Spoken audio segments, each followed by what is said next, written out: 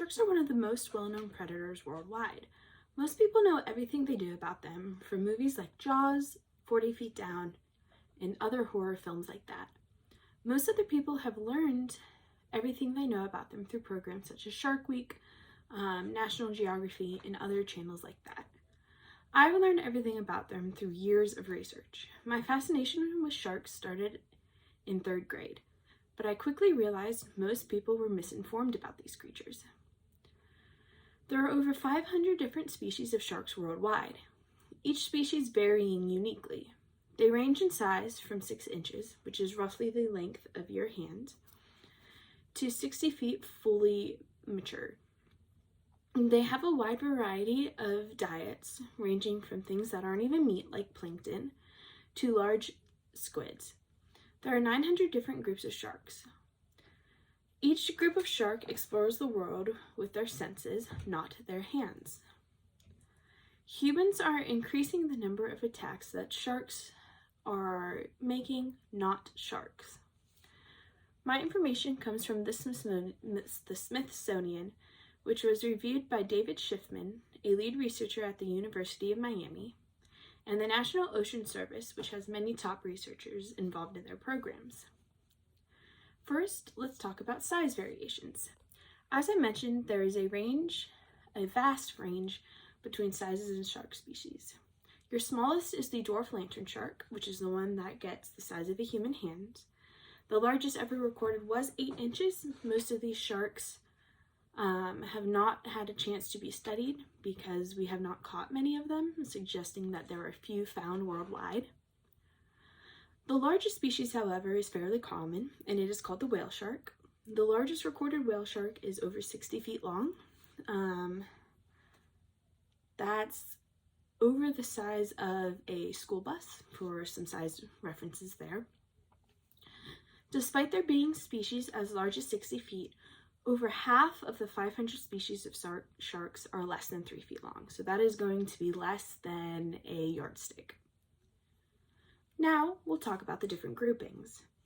As I said, there are 9 different groups, which sharks are categorized in by different qualities that they have.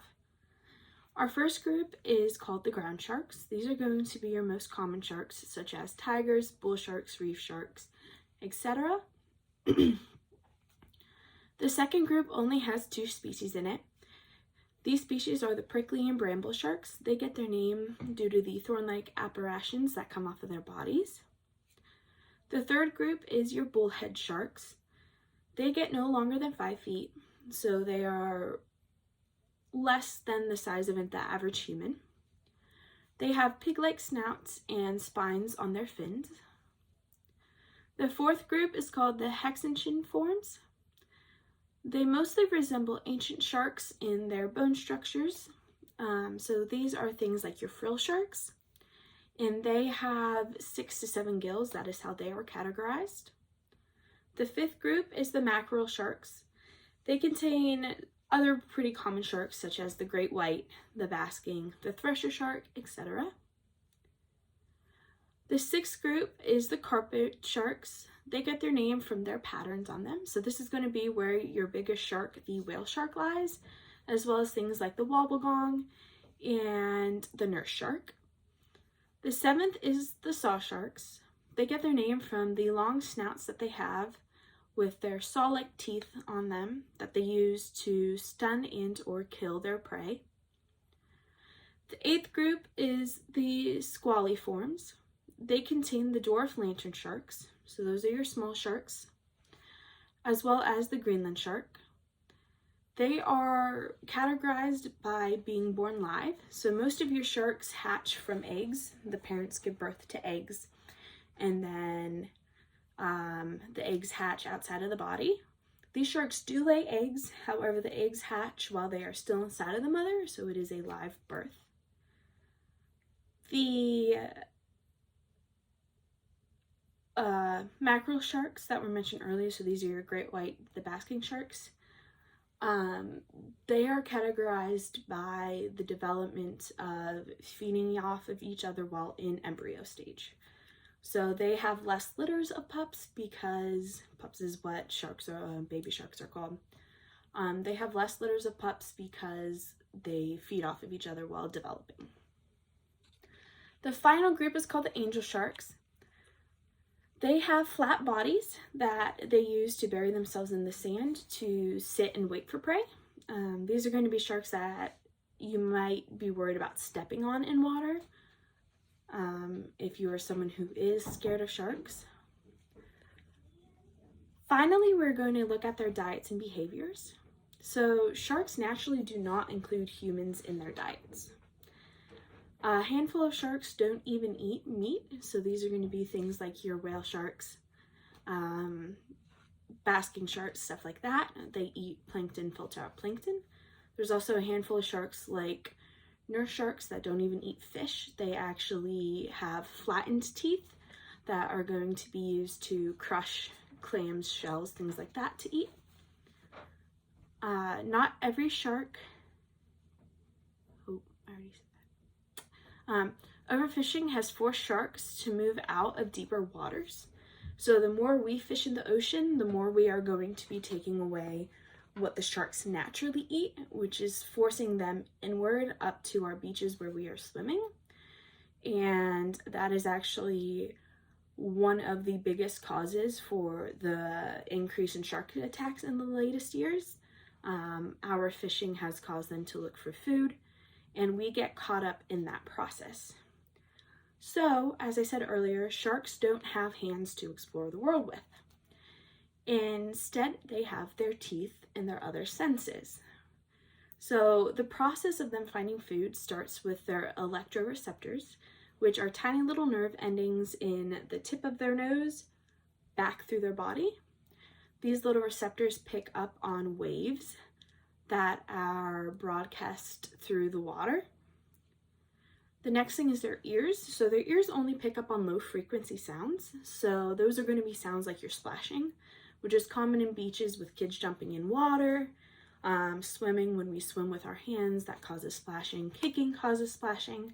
So sharks are going to pick up on that, get receptors into their nose, and then their smell lets them know that, hey, in that direction is actually something that smells like food. And so they're going to head our way looking for food.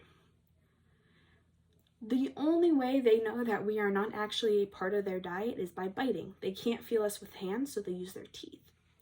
This is why a majority of people actually are only bit by sharks once or have an increased chance of survival because the sharks only bit them once. The sharks take a bite because all their other senses said, hey, this thing sounds like food. Their taste buds do not like human blood. They are not accumulated to have humans in their diets. And so they take a bite of us. Their taste buds tell us, no, this isn't food. And they spit out what they bite and they leave. So their taste buds actually let them know if something is food before swallowing. That's where a lot of misconception is. They are not biting us because they think that they're wanting to attack. They're thinking we are food, realizing we are not, and leaving. The cases where people have been bit multiple times in the same scenario are by more aggressive sharks. So with the variety of sharks that we have, you are going to have gentle species that you don't need to worry about at all. And then there are more aggressive species. The two most commonly talked about are tiger and bull sharks. And the bull sharks specifically are territorial.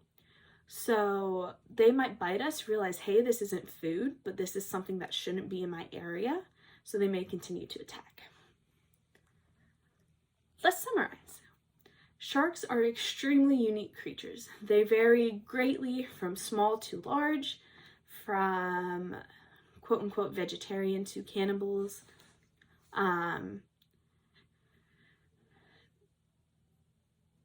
However, humans are not a part of their diet.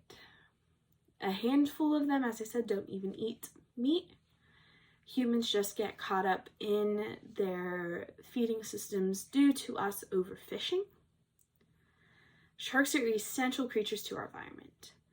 They are far from the depictions we get from movies like Jaws.